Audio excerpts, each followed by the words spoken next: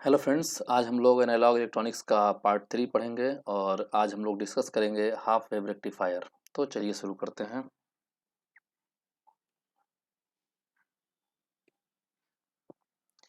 जैसा कि आप लोग को स्क्रीन पे दिख रहा होगा, एक हाफ वेव रेक्टिफायर का मैंने पिक्चर लगाया हुआ है, जिसमें आपको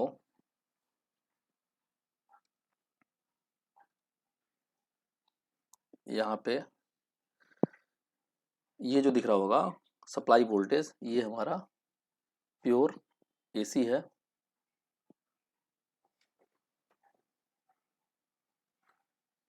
ये हमारा प्योर एसी है, जो कि 220 वोल्ट पे सप्लाई दिया गया है, आरएमएस वैल्यू इसकी, और 50 हर्ट्ज पे इसका फ्रीक्वेंसी है। अब यहाँ पे स्टेप डाउन ट्रांसफार्मर लगा हुआ है। इसका मतलब कि N1 जो टर्न होगा वो N2 से ज़्यादा होगा। प्राइमरी वाइंडिंग का टर्न सेकेंडरी वाइंडिंग से ज़्यादा होगा, और इसका मतलब यहाँ पे वोल्टेज डाउन करके मिलेगा हमें। और यहाँ पे हमें इनपुट वोल्टेज VI मिलेगा, और यहाँ पे लोड RL है, और इसके क्रॉस जो हमें वोल्टेज मिलेगा वो आउटपुट वोल्टेज मेजर किया जाएगा, और इसमें करंट I फ्लो होगा। ओके।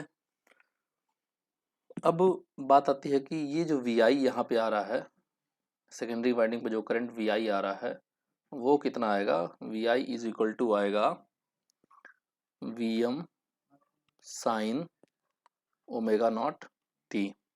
ठीक है, जिसको हम लोग ओमेगा नॉट टी को हम लोग अल्फा अगर मान के चलें तो ये आ जाएगा VM साइन अल्फा। यहाँ पे हमारा VM जो है वो पीक AC वैल्यू है, पीक AC वैल्यू। ठीक है, इसका मतलब कि इसका RMS AC वैल्यू क्या हो जाएगा। RMS AC वैल्यू जो होगा वो आएगा VM अपॉन √2 आ जाएगा। ठीक है, यहाँ पे ओमेगा नॉट लाइन फ्रिक्वेंसी है, जिसका यूनिट हमारा रेडियन पर सेकेंड होगा। ओमेगा नॉट को 2πf0 से भी रिप्रेजेंट कर सकते हैं। यानी कि हमें इनपुट पे अगर जो सिग्नल दिया गया है, इनपुट पे कुछ सिग्नल हमें जो मिलेगा वो कुछ इनपुट पे सिग्नल क्या दिया गया है, ऐसे दिया गया है। ठीक है, और आउटपुट पे जो सिग्नल मिलेगा वो हाफ वेव रेक्टिफायर है, इसलिए कुछ ऐसा सिग्नल मिलेगा, हाफ वेव के फॉर्म में मिलेगा। और ये जो मैक्सिमम वोल्टेज है, पीक वैल्यू, ये VM होगा। ठीक है, तो ये अगर ये इनपुट है VI, तो ये क्या हो जाएगा, V आउटपुट हो जाएगा। और यहाँ पे अल्फा यानी कि ओमेगा टी है और ओमेगा नॉट टी है। ठीक है, अब इसके ऑपरेशन को हम लोग समझते हैं। ऑपरेशन को समझने के लिए सबसे पहले हम लोग इसका दो केस बनाएंगे। तो हमने हेडिंग लिया एक ऑपरेशन।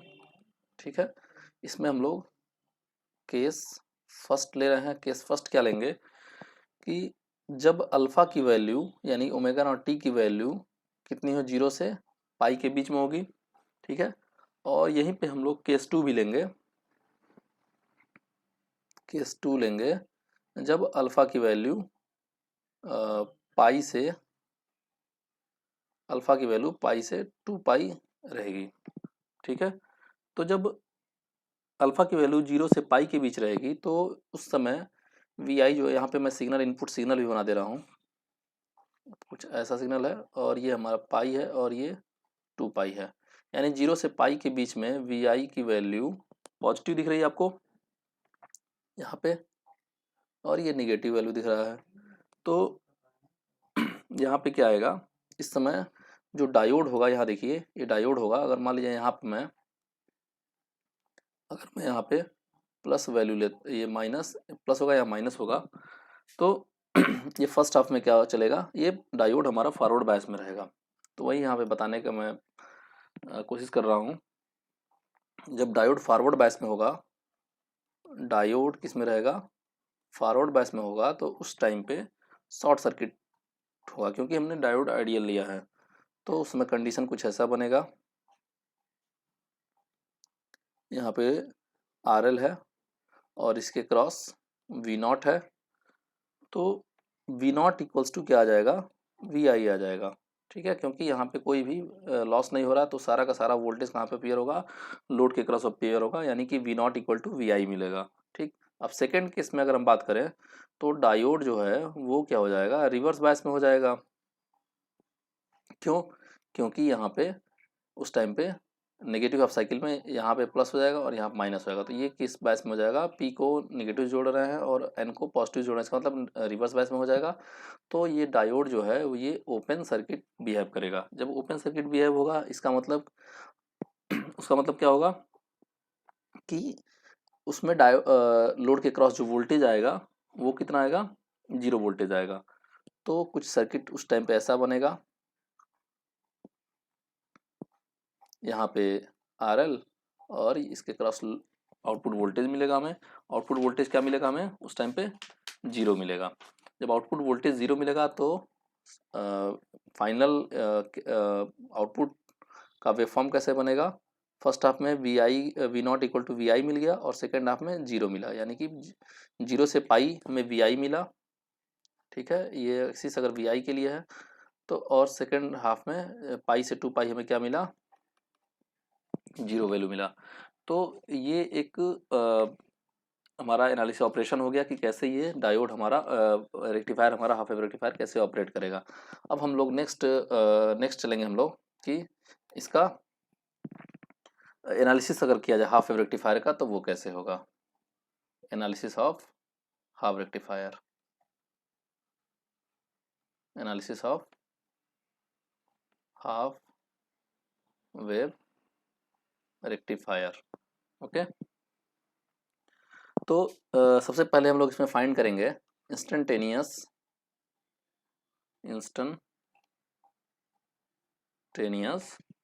आउटपुट करंट, जिसको हम लोग आई से रिप्रेजेंट करते हैं। तो 0 से पाई के बीच में अगर अल्फा की वैल्यू हो तो उस टाइम पे क्या होगा, डायोड हमारा फॉरवर्ड बायस में होगा। ठीक है, तो अगर हम केवीएल यहाँ पे मैं सर्किट बना लेता हूँ दोबारा एक बार और। ठीक है, ये हमारा आरएल है और ये डायोड है। ठीक है, तो अगर इस लूप में हम केवीएल लगाएं तो क्या मिलेगा हमें, ये हमारा वी आई है। ठीक है, और इसके क्रॉस अगर डायोड के क्रॉस अगर हमें आर एफ अगर इसका रेजिस्टेंस हो तो क्या आएगा, माइनस वी आई।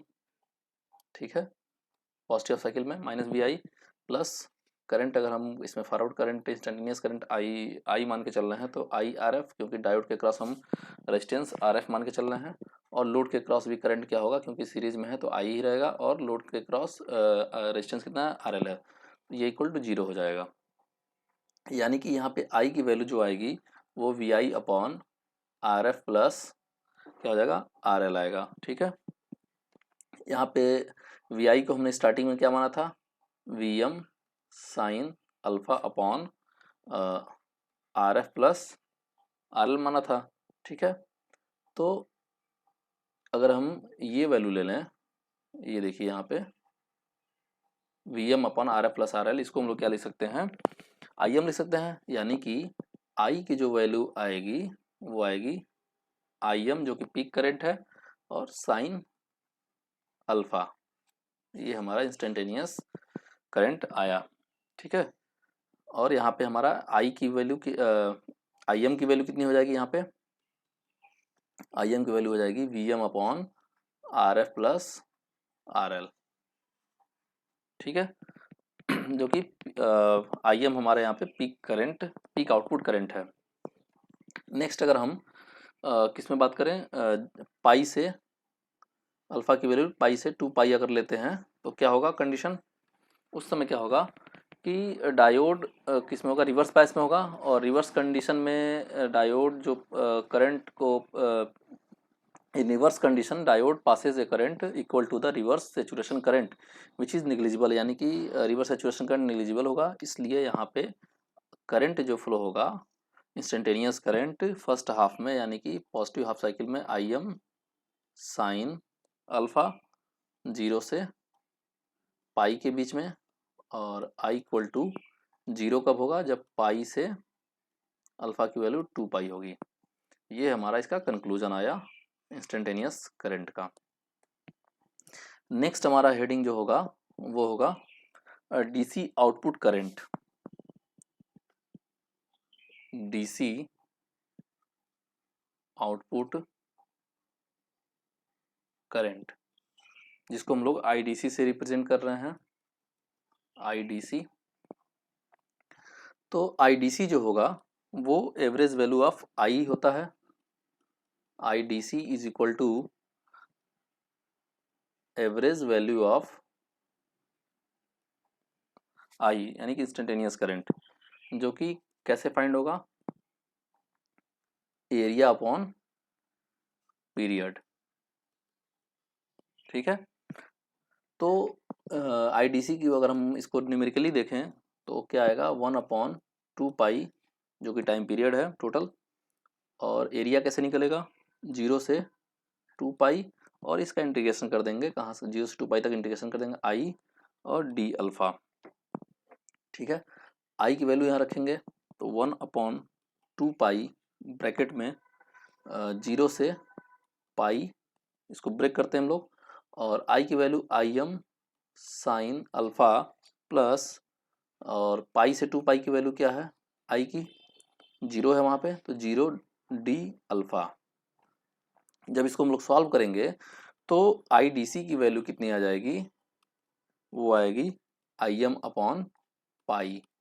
तो ये हाफ वेव रेक्टिफायर का एवरेज करंट या आईडीसी वैल्यू होता है, आई एम अपॉन पाई होता है।